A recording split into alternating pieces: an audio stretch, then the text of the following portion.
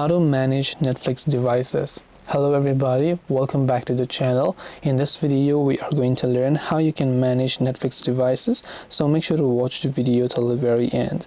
Now if you want to manage Netflix devices, instead of using the Netflix app, I would recommend that you open up your netflix.com in your browser.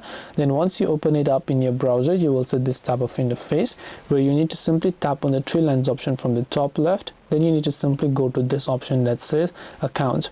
Then once you go to this option that says account, you can simply wait until this page loads up.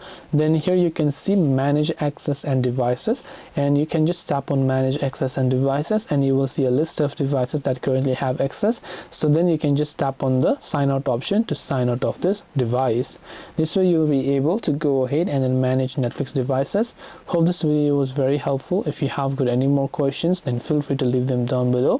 Thank you for watching till the very end of this tutorial, and see you soon in our next video.